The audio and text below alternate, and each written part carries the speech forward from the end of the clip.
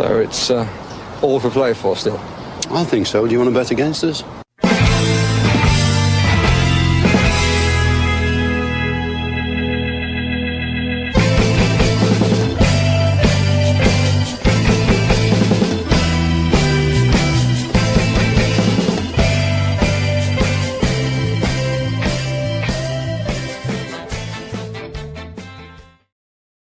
Everybody, and welcome to For the Love of Paul McGrath podcast. I didn't really make a mistake with the Villa AM music at the very start because we are still in the AM, so it still does count. But I did make a mistake with it. It was preloaded from last night's podcast, so I do apologize. Anyway, we're back. The season is back. We are very much back. I'm so excited. Aston Villa are playing. I nearly said Manchester United again. Newcastle United today, 12:30, and we're going to go through the team sheets and new addition to the podcast.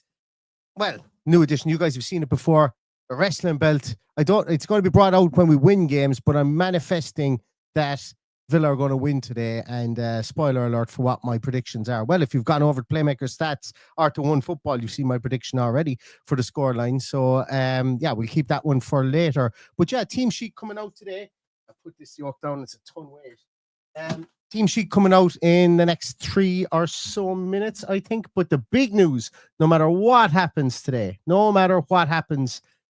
at Villa Park, the big news, the news we've all been waiting for, the best news is admin has just come out and said it will not be numeric order anymore. And the people have spoken. People power has won. We voted with our voices. We voted with our quote tweets. We voted with our comments. And the woke nonsense of numeric order and clickable links, we will hope, are gone, and we will be back to a normal, God's honest team sheet, which has just been released, and I'm going to pop it up on the screen now. Bear with me, guys, and we will talk down through it. And yes, there are no links. There are no. It is not numeric order, and we do have our very, very first team sheet of the season, which will be on the screen right now. And there we go. The wonderful Oliver, George, Arthur Watkins at the top. Bizot and goals. Cash, Konza, Mings, Donyell, Kamara, Tielemans, McGinn, Onana, Rodgers and Watkins. And a team stacked with experience, team stacked with Premier League experience, specifically outside of our goalkeeper. But a team that I don't think is off the wall in any way, shape, or form. When we did myself and Jay did our preview podcast, and where's the backing screen gone here? Everything is going awry at the moment.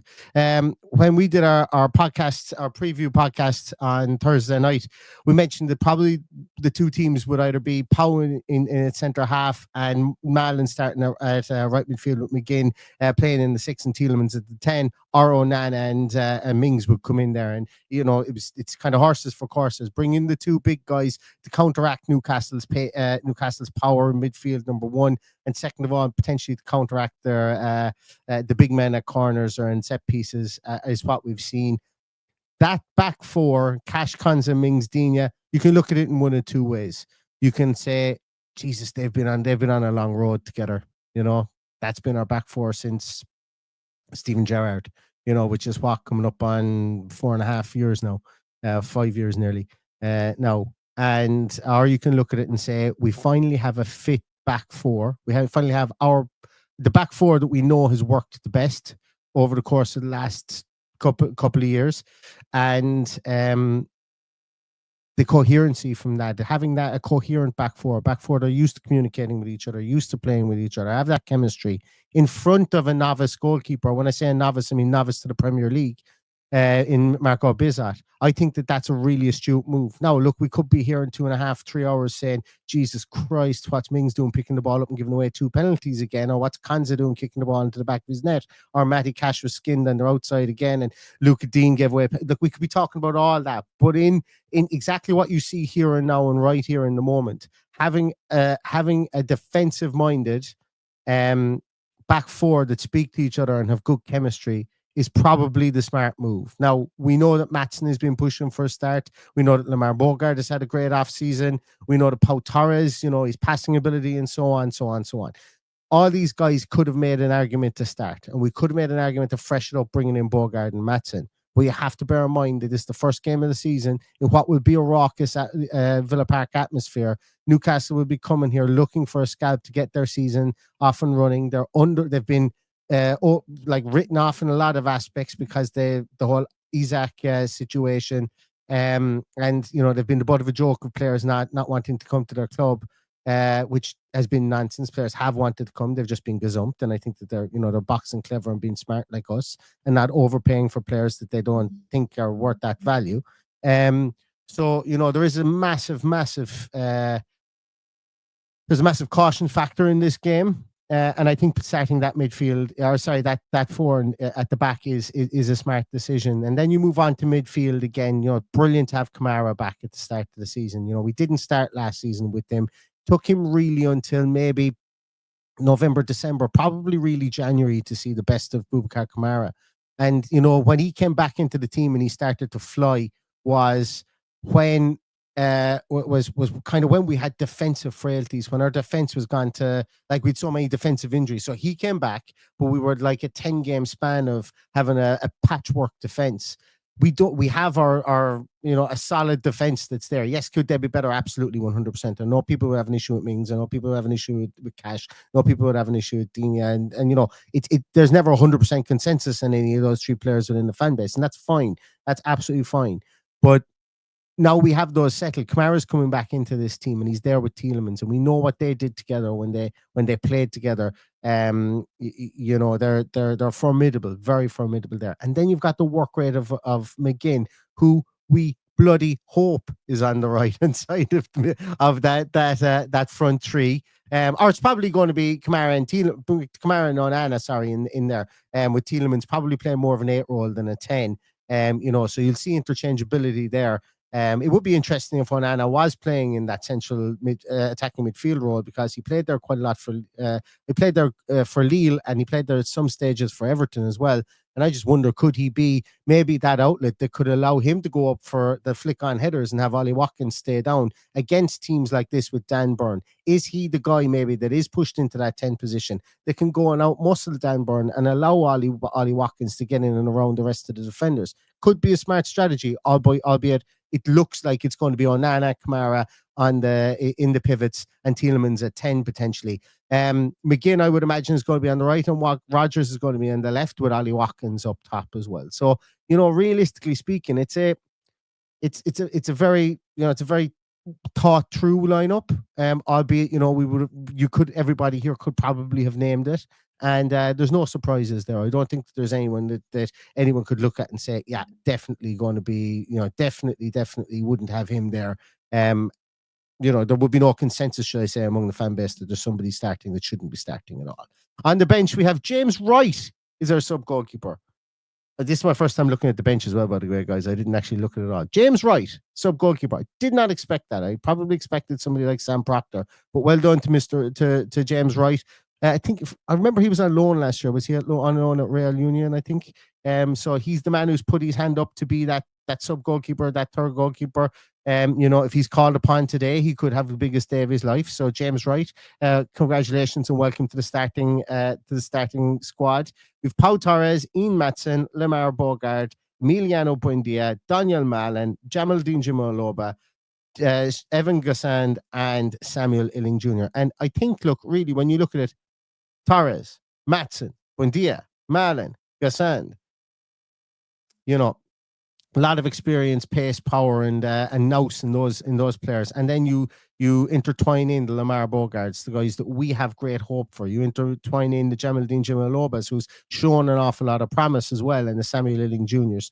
At times last year, look, you can only use 5 subs as well, and I know you want to have variety in the bench so that you can chop and change and mix and match and do whatever you want to do as and when tactically it dictates in a game.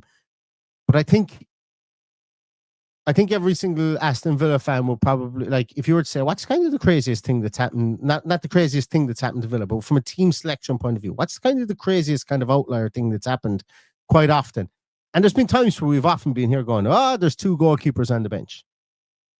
We should really be in a situation now whereby we're trusting the likes of Jamaldine Jimoloba. If he is going to make it within this squad, and Villa need to start using the young players, we know the financial constraints we're in. I'm not getting into that conversation now.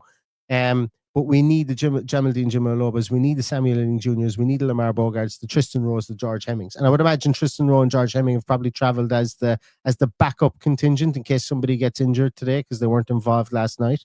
We need those guys to be on the bench. We need them to be getting experience of being in around match day squads, and if needed, and if progression is happening in training, we need to start seeing these guys come on for 10, 15 minutes at the end of games, maybe where we're winning, and feed their way into the team, because that's how they're going to increase their value. That's how you're going to get meaningful moves, and that's how they're going to turn into the next Jacob Ramsey.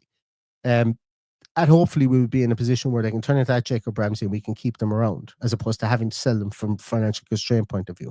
So good to see the mix and match on the bench there as well.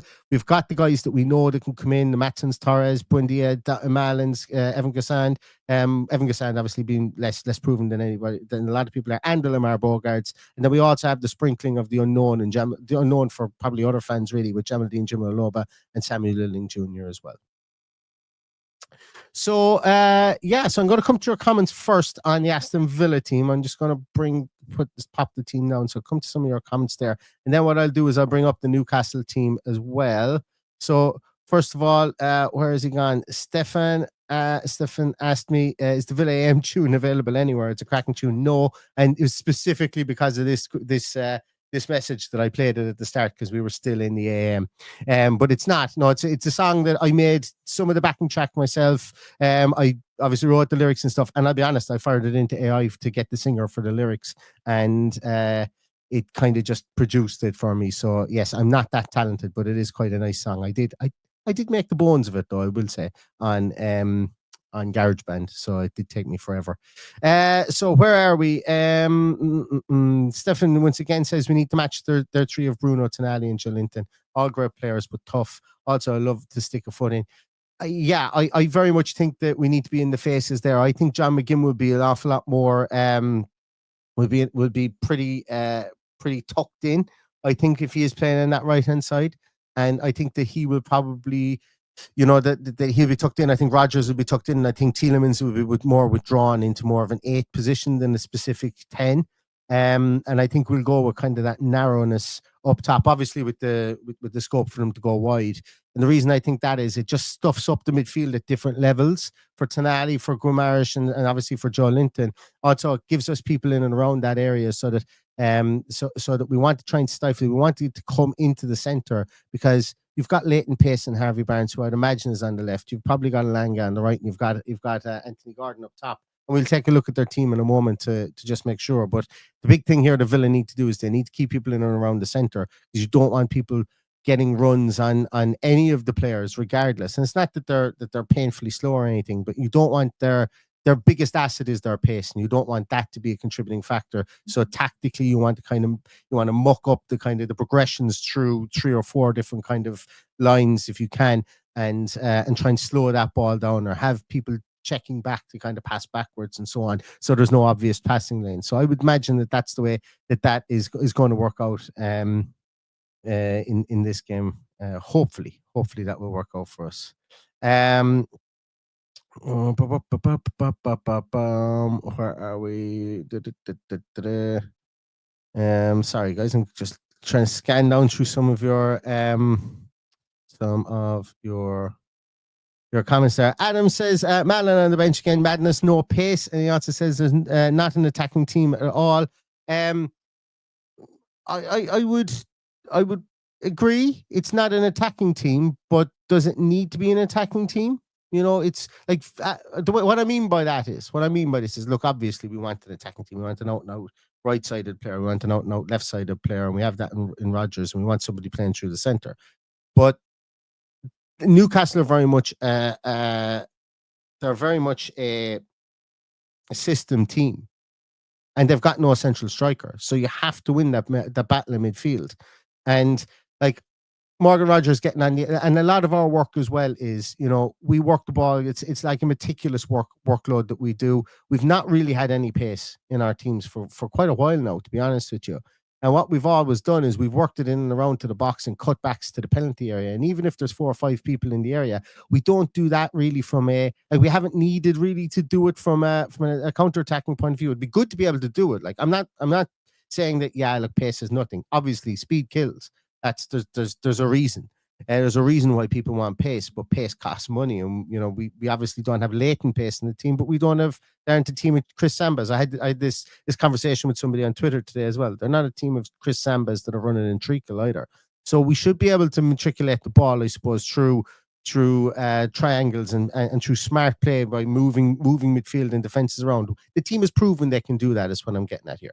The team has proven they can do that. And we've proven, like, how many goals have we scored whereby we've gotten to the end line, cut the ball back, and there's somebody on the edge of the area because we've had willing runners and maybe an Ollie Watkins or something, whereby we've got somebody coming into the edge of the area, which used to be Jacob Ramsey and has been Morgan Rogers at times, has been Yuri Tielemans at times, and sticking the ball in the back of the net there. So it's just about being smarter. There's always an adaptation that we can have. And I know this sounds very patronizing, and I don't want it to sound like that.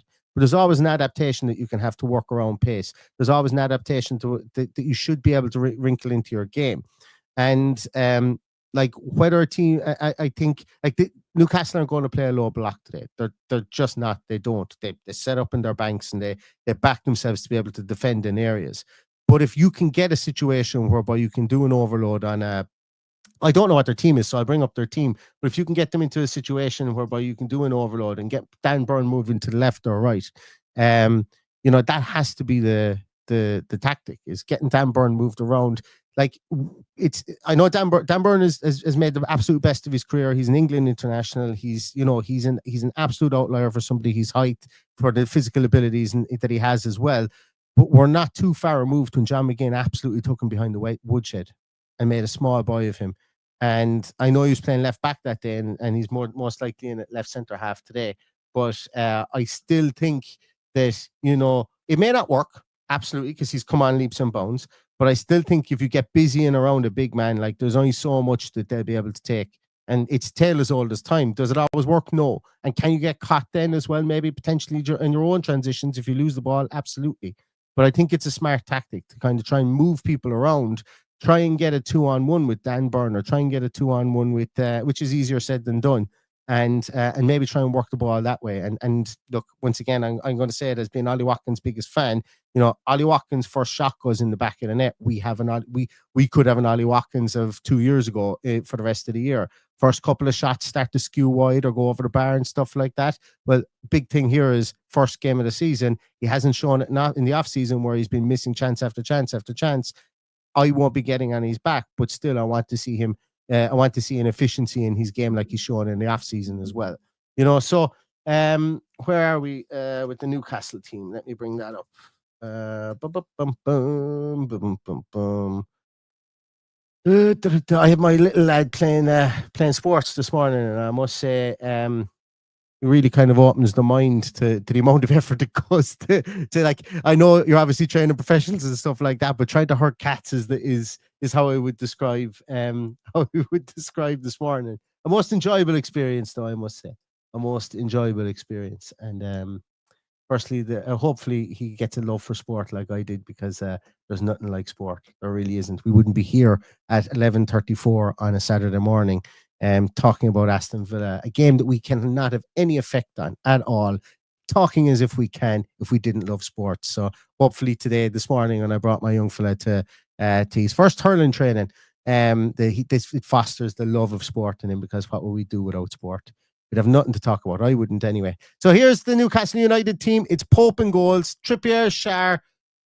They've done it, haven't they? This is the reason we should go out and beat them 5-0. Very reason. Admin, sort your shit out. Stop doing it numerical. The people have spoken. This is a non-numerical zone. You're forcing us to do something that we don't believe in. Stop it. Okay? All admins, stop it. Hear me now and thank me later. None of your fans like numerical. They don't like clicking on links. Just don't do it. Don't do it. It's pointless. Pointless. Anyway, getting back to it. Pope, Trippier and Schär, Livramento and Burn. Yeah, or Burn and Livramento. Bruno Guimaraes, Joelinton, Tonali, Barnes, Elanga, and Gordon. Yeah, so there's no changes there. It's their first 11 essentially. Probably the only change they could have had was Livramento on the right, Lewis Hall on the left. There, Sven Botman makes the bench. The new signing, Malik Shaw makes the bench. Aaron Ramsdale is in there. Emil Kraft, Osula, Murphy, Seung Soo, who is highly rated Korean, I think, as well. And then Lewis Miley is on the bench too as well. So, like, when we look at their split on the bench, they have 1, 2, 3, they have 4 defenders, 1 striker, and three midfielders on the bench. So yeah, again, look, they've had to go with youth like ourselves because. And when I say youth now, look, Osula has 14 games for them. He scored 2 goals, or he's 19 games, scored 2 goals in all competitions last year. And Lewis Miley is no novice either. He's a lot of games, a lot of games played for them, a decent amount of games played for them as well. But they've got a new goal, or they've got Ramsdale on the bench there as well. You know, a good goalkeeper. You can talk all you want about his the relegation record and all that. I think that doesn't really have a massive bearing on it. But Ramsdale is as good a backup goalkeeper as you will find. Lewis Hall will be an English international at some time. Botman is a fantastic defender. Mike Shaw is a massive defender as well. Emil Kraft is no old dog for the long road and so on. So they've got some good players they can bring in. But going back to their starting 11, I think arguably for the love of Peter Beardsley, or I can't think of, I'm gone blank on a famous Newcastle United player. For the love of Les Ferdinand, for the love of Rob Lee, podcast is out there and they're chatting about their back four being, look, our back four that have played together, their back four that have good chemistry, you know, they're all fit, they've been playing together all off season.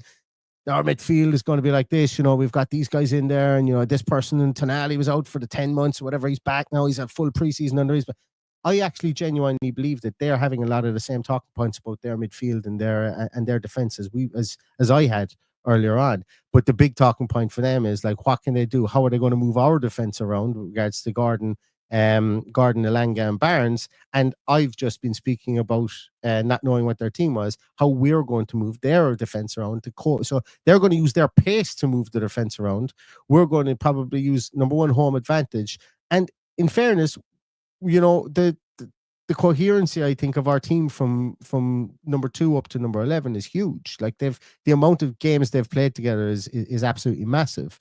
And we would be looking maybe to exploit maybe an Anthony Elanga out of position situation, being new into the team. And Anthony Gordon maybe commits too far to the right hand side, and they've maybe there's a lack of communication there, and maybe Joelinton, Elanga and Anthony Gordon are all over on one side, and we've got an overload through the middle, and we can then go straight at that middle of defense. You know, so there will be ways that you'll be hoping for, like in every game.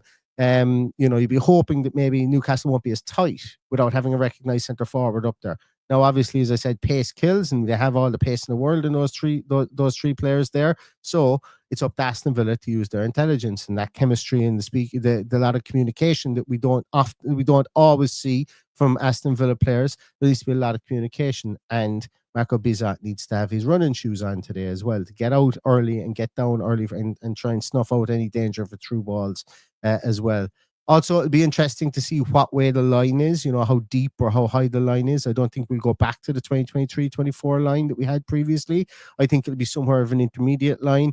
And that would be interesting. And then I think as well, it'll be really interesting to see how both teams fare from set pieces as well, because you've got Kieran Trippier in there who can definitely take a mean set piece as well. You've got the height of Dan Burn, Joe Linton, but you don't have the Alexander Isak in there either. So can Villa capitalize on that? So when we have our corners, when we go up for our corners, and you've Mings goes up, and, you know, and now we've got Onana in there. Onana is 6'6", Dan Burn 6'7". You know, I'm not sure if they're the right heights, but they sound right to me. You know, we're able to match these guys in theory on the tail of the tape. We're able to match these guys for height and see, can we exert the dominance? Does Aston McPhee become the match winner today with his workload? So I think this is a really exciting match. I think there's a reason that the Premier League have decided to have this at 12:30, because Has all of the ingredients to be an absolute tinderbox and a cracker of a match today, because I think Villa Park is going to be loud. I think Villa fans, albeit they would want to have done more business, I think they feel aggrieved about how about a lot of different things. I think that there will be a lot of vocal element from the stands today, positive towards Aston Villa. We don't get too many home days to start league seasons. We certainly don't get too many 12:30 starts to start seasons.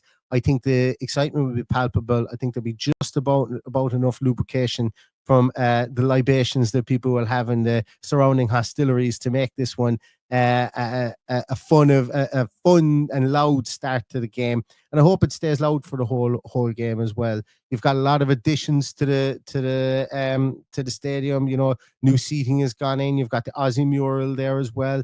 There's a lot of there will be a lot of Aussie stuff, I suppose, as well, because it's still fresh in everybody's memory. And Villa will be. Yeah, I think there will be a mass excitement at this game. And it's up to those players, those 11 or those 20 players that are in the squad, to keep that excitement going. Because, you know, an early goal, an early 2 goals, an early 5 goals. Like, I'll never, like, the atmosphere, the Celtic game was palpable. Like, I've been to lots and lots of games, obviously, at Villa Park, but the Celtic game for me was absolutely palpable, because there was a big one. You beat Celtic and you're more or less done. Like, that's it. You're more or less into the last. You're more or less into the last 8, and you're qualified. And you 2 goals within the first, 8 minutes, I think it was, against Celtic. 2 goals really, really early, and the atmosphere was electric. It was an electric, lovely, lovely, crisp night.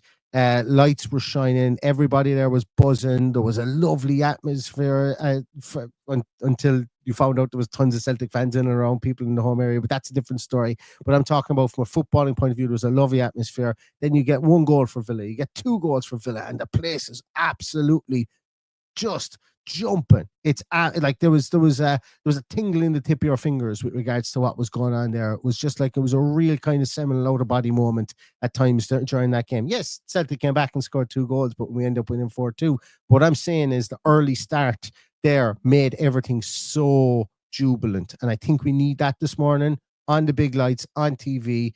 Jubilant atmosphere, keep everything, keep it tight, like the old cliche of keep it tight at the back and be ruthless up top in the first 15-20 minutes. And Villa score an early goal, just make sure not one of those Newcastle players can hear anything that's going on when they're on the ball. And I think that's that would be huge for today. You can tell I'm bloody excited. You can tell I'm excited, because I'm getting all passionate and poetic about it here as well.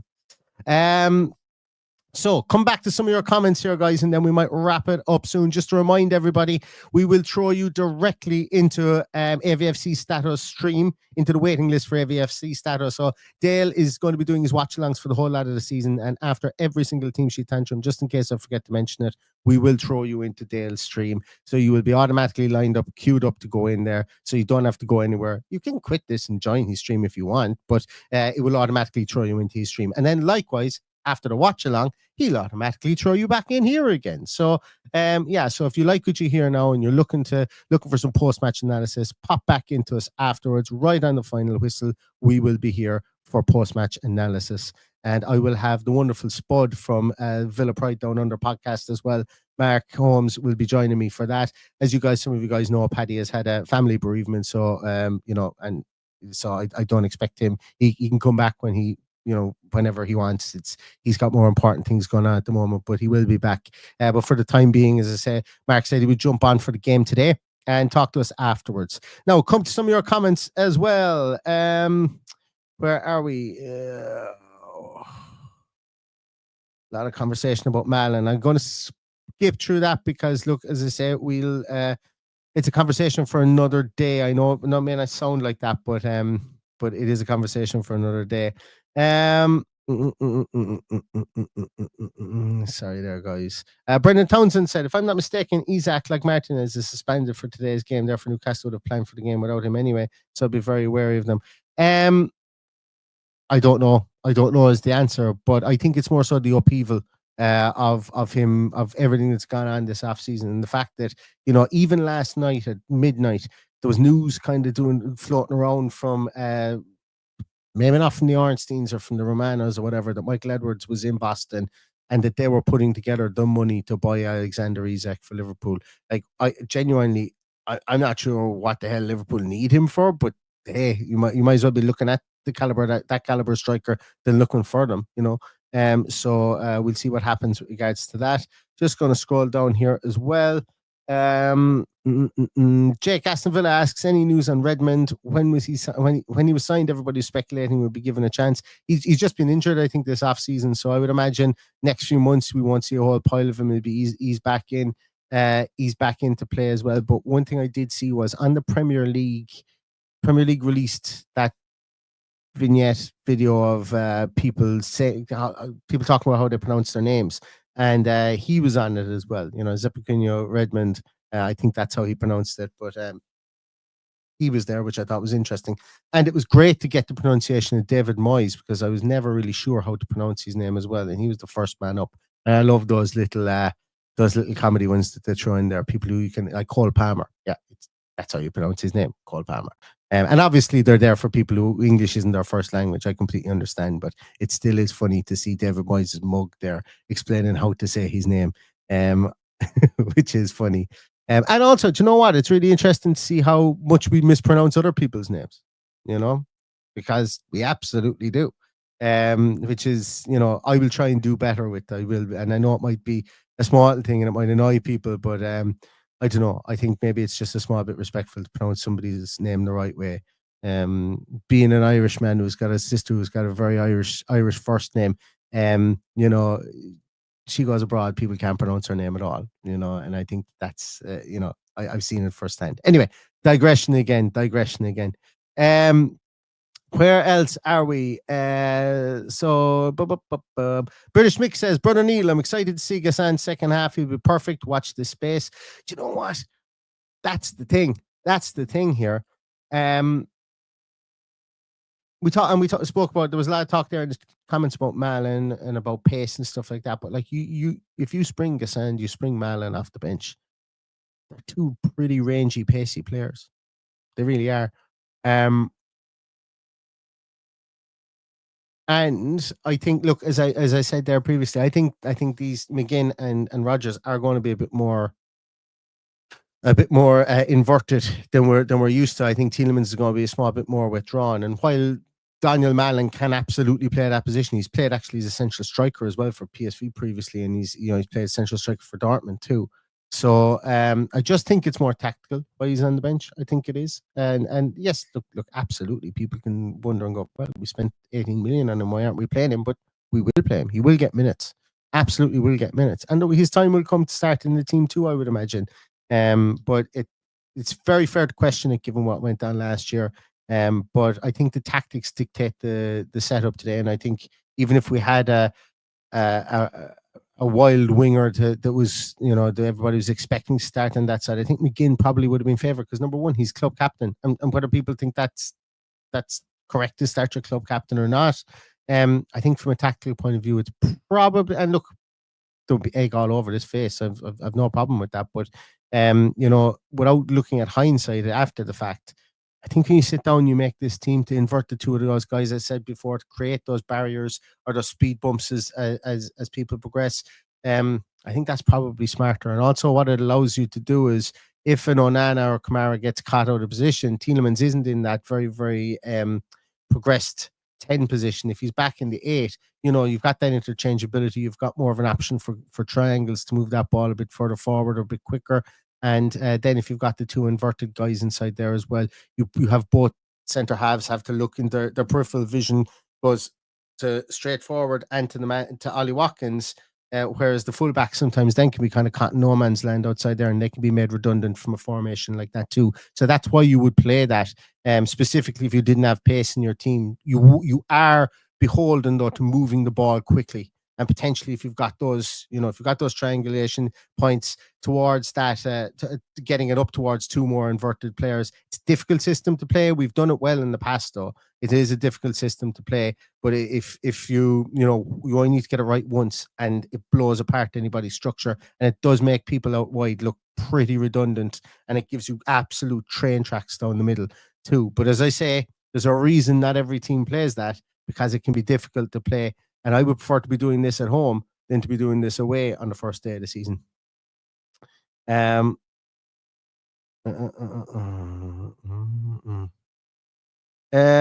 else are we? Oh yeah, sorry, Alan Shearer. I couldn't think of any famous Newcastle player. That is the biggest brain fart of the day. I couldn't. Yeah, why didn't Alan Shearer come to mind? All I can think of when I close my eyes is Newcastle Brown Ale, Cristino Espria, Tony Peter Beardsley, and Rob Lee. That's all I can think of. So yeah, Alan Shearer, of course, for the love of Alan Shearer, Jesus Christ. Or yeah, and I know, yeah, I that's definitely a slip from my part. Where else are we? I've got Garrett McDonough even more excited now. I sometimes should really temper that, because I know I can be very much a cheerleader, and I can be good at rousing pep talks like that. That's kind of part of my day job as well. So, but it's all from the heart. It's all meant, and this is exactly how I feel. So, if I have got you excited, I hope that's good. And if I've got other people terrified that I'm too excited, that's my fault too. So you're absolutely right to feel that way too. If you do, I completely understand. Where else are we? RA Adventure says, looks like he's picked his trusty back four, which to be fair is sensible with new keeper. Also play match physicality of Newcastle in midfield. I think he done this to lay groundworks for later attacking additions. Again, once more, you know, as I say, keep it steady at the back and be ruthless up top. I think like this 11 is proven. Like they're a proven 11. I suppose realistic outside of Onana. Like if you were to swap Onana there with Douglas Luiz, this is an absolute proven 11 that got us into the Champions League.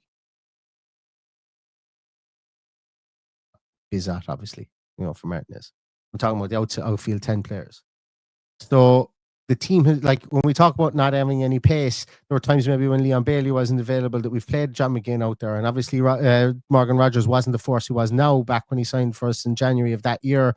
But you know, the mechanics of the team is what I'm talking about. Was the team that got us into the Champions League. So like we can look at it in a vacuum with regards to pace, and it's 100% correct. I'm not telling anyone they're wrong, not in any way, shape, or form. Ideally, you want pace, but the mechanics of the team, the way they're set up, have been proven to work under Unai Emery. Great point, Michael McCarthy Smith. Whatever happened to Lino Souza? Don't know. Went on loan to Plymouth. I think he went on loan to someone else last year, but didn't get a game for the under-21s last night. Really interesting. Really interesting to see. Like, I'll be honest with you, not really bothered what happens to him. Just hope he goes on and has a good career, because he's been the one signing that's been made under this regime where you've kind of gone, didn't really. It's the only one that's had absolutely no. Probably him and Lewis Dobbin, I would imagine, but we know why Dobbin was signed. Interesting one for sure. Right, guys, who wants to put in their predictions there while I do my little final wrap up there? Then I will do your predictions, and then I will let you guys off into Stato's stream. Get your drinks, get your snacks sorted, and get yourself sat down in front of the TV. I have my big TV here, and the missus has vacated the house with my two little, my offspring. So I have the place to myself for the next 2.5 hours. So I'm really looking forward to it. So pop in your scores underneath here. Just to let everybody know what I mentioned in my write-ups for player. I'm now writing small match previews for Playmaker Stats and for One Football as well. But basically, what my views on this game today as well is, look, Newcastle are a formidable outfit. I don't think either team has had the ideal off season that they thought they would have. I think Newcastle probably thought they would have had a better one up to this point as well. But this could be the right time of the season to be playing against the Newcastle United team, considering they haven't got Alexander Isak and they haven't replaced him there as well. Now, saying that, we know that they're a very, very balanced 11, as I've mentioned before, and they have that incredibly speedy outfit up top. So massive, massive warning points and red flags in this team. But saying that, Aston Villa playing at home, they win today, they will have gone 365 days, or they don't lose today, should I say. They'll have gone 365 days out losing at home at Villa Park. It's opening day. It's 12:30. There's a palpable a palpable want for proper Premier League club football to be back again around Villa Park. I think that's going to be the deciding factor. And I went for a 2-1 Aston Villa win. I think Villa are going to go 2-0 up. I think we're going to see goals from Ollie Watkins and from Yuri Tielemans today. And I think Newcastle will pull one back. I'm going to go for 2-1 for Aston Villa today. So, let's get to some of your results. First of all, Martin McKeever, thank you so much for that. I really appreciate that. So if anybody gets a gifted membership for our YouTube channel from Martin, and say thank you to Martin. So if one pops up, or if you get a notification on your phone saying you've just received a gifted membership, well then, there's the face. There's the face of the man that you need to thank down there. Martin, has nothing got to do with us, but thank you so much. Thank you so much for that. And please do like and share out the podcast and share out the Team Sheet Tantrum as well. Really appreciate it, because look, you guys have chosen to come here and watch this as opposed to watch the official Aston Villa stuff. They stole the Team Sheet Tantrum from us. That's what I like to think anyway, that they stole it from us, but they do some great stuff, and I'll be going back watching that and watching whoever's on with Kate Tracy today as well. If Kate, I think she's out in the beats actually at the moment, so I don't know if she's there today, but I think that I'll be going back to watch that afterwards. I would suggest that maybe you guys watch it after the game, after you've been to Stato's stream afterwards. So here we go. 2-1 says British Mick, 2-0 says Junior, 4-1 says KK on top of the league. Martin, the gift giver, is 2-0. Jake, Aston Villa 3-1. Simon Hanswell is going 3-0. Villa, Richie Ryan 3-1. Lee Brown going for 3-2. Sai doesn't have a clue what the score is going to be. PD is saying 3-1 to Villa. David Ham is going, saying he wants to smash him 5-0 with a Watkins hat-trick. Rogers and Bundy off the bench. Daniel Cove is going for 2-0. 0-0 says Kevin Newey. Peter is going for 2-0 Villa. 4-1 says John Steele. 3-0 says Ross Buchanan. 2-1 says Johnny Lou. Bongo Bongo is going 5-2 Villa. Steve Berry going for 2-1. Sai has changed his mind. He's going for 4-3 to us. Well, I tell you what, the TV company will get their money's worth in that one. Lillian is going for 3-0. Garrett's going for 2-0. Mark Brannigan going for 3-0. Ethan goes for 2-1. Cash's converted Villa fan wife says 2-1, and Cash is saying 2-2. Michael O'Brien is going 2-0. Watkins on the double 2-0 says Audrey as well. English Richard Parks is going 5-3 to Villa. Jimbo going 4-0. Music Junkies going for 2-0, and that is the last one we have in there as well. Oh, Flynn is saying Jimmo Lobat to score the winner off the bench. That would look, hey, talk about it. If you want a new Holt End hero, until you do it, come off the bench as a young kid, 19 years of age, scream one into the top corner, take your shirt off, jump into the crowd, take your yellow card, take off your pants if you want, who cares, make a name for yourself, be the next statue outside of Villa Park. That should be before every game, that should be the mantra for every single player out there. Who wants to be the next statue? Who wants to go up beside the line? Who wants to go up beside William McGregor? Why not? Why not? Start the rest of your career today. All those players. That's what I would say to them. Black Country Villain in there just at the last with a 2-1 win for Aston Villa as well. Right. So thanks so much, everybody, for your time as well. And as I say, we can never give that back to you. So hopefully this is beneficial for you. Hopefully you can be pumped up and you're ready for this game today. Hopefully the passion is flowing amongst everybody here. And hopefully Aston Villa get the result that they're looking for. We will be back right on the final whistle. This will throw you directly into Stato's waiting list, into the waiting room for his stream afterwards. Please give Dale a bit of love as well if you do like that watch-alongs, because the amount of effort he puts into putting stuff up on Twitter and keeping us all informed is amazing. Really appreciate your time. Here's to an Aston Villa win. See you later. Stay safe, stay healthy, and all that's left to say is up the mighty Aston Villa.